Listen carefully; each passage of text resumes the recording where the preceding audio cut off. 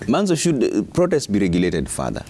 Yes, I think protests should be regulated further. What is lucky now is the regulations under the Public Order Act. Public Order Act is a very old act. It's a colonial act, you know, which was used to suppress the Mau Mau and then protest those days. And that's the act we still have. It should be amended to rhyme with the Constitution.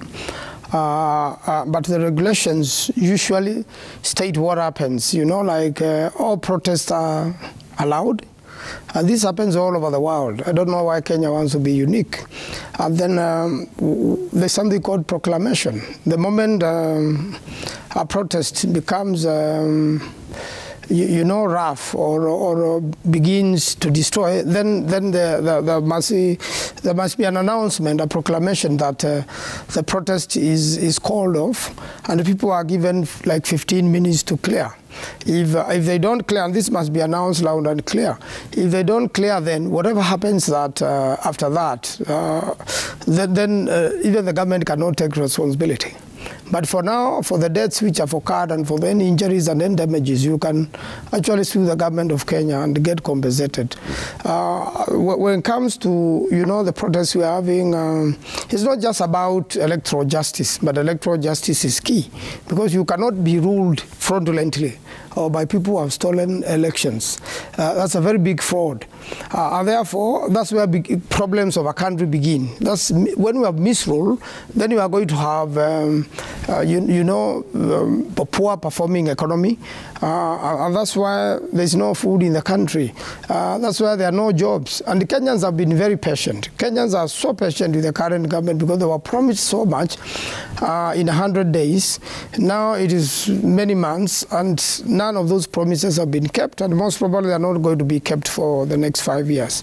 So I want to read politics in it and say that you cannot really divorce politics from this. Yeah. Of course, the food on the table is key, you know, the jobs, opportunities, and the fairness in the country, among many other things we requested.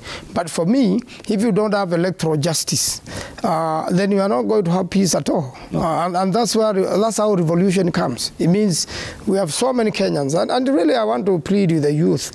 You know, the youth are 72%. A lot of them are registered as voters, but on the deciding day, they don't decide. They let the old and the elderly go vote, and then they either sleep or they go take local brews. Yeah. I really want to encourage the youth, even those who have turned 18, you know, register as a Kenyan, get your ID, and then very soon we're going to have a voter registration. Yeah. Register, and then when you register as a voter, go and make that decision, because that's what determines the government formed. The government of the people then will serve the people. But when you have a fraudulent government in power, then how do you convince any Kenyan who knows that there is something wrong?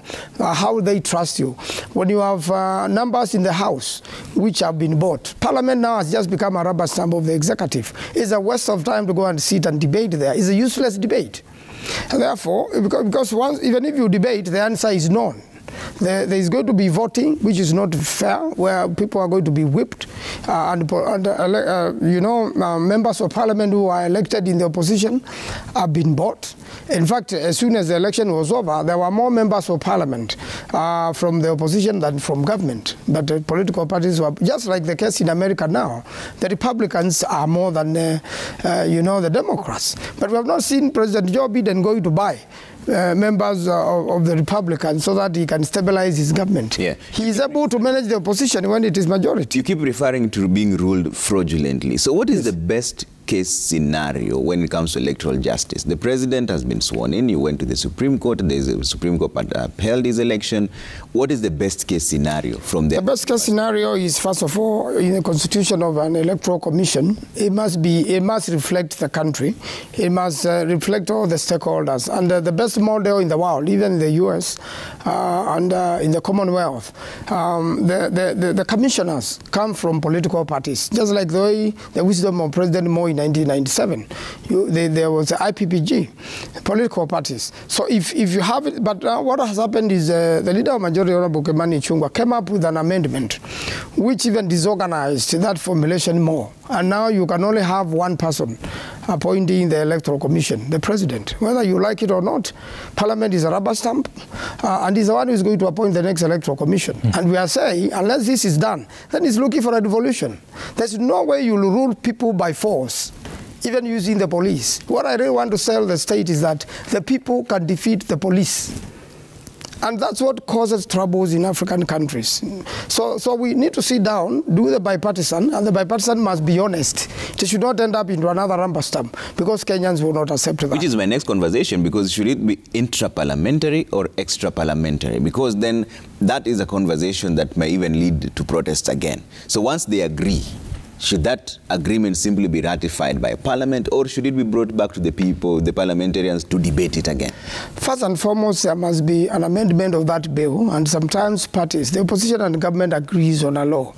There must be an amendment of that law which was signed recently by President Ruto, that for you to amend that law, either the political parties will agree, and there will also be public participation. So if you really want to be bipartisan, bipartisan means involve the people, involve stakeholders. The Constitution talks of public participation. Public participation can begin before or can be in the course. You know, this team can also agree on that law and then send it to the people. At one point or another, it must go to the people. So whether you are using Parliament or not, the Constitution demands that it must go to the people. Okay. And I think it's so easy. If you give it to the people, they'll give you the best, and you'll have all the ideas, and then when it comes to the House, they'll be voting. All right. But the voting should also not be fraudulent. Okay. If it turns out to be a rubber stamp issue, then I don't see the reason why any Kenyan should not be allowed to demand. Okay. And I think the use of police brutality is not a permanent solution. It's a criminal act done by the state, orchestrated by the state, which should be conducting prosecutions. Okay. And what the current government should know is government don't stay forever. Crime stay forever. Whoever is committing a crime because they're in power now, they will still be answerable tomorrow when they are no longer in power. And I can assure you, you can never defeat the people. All right.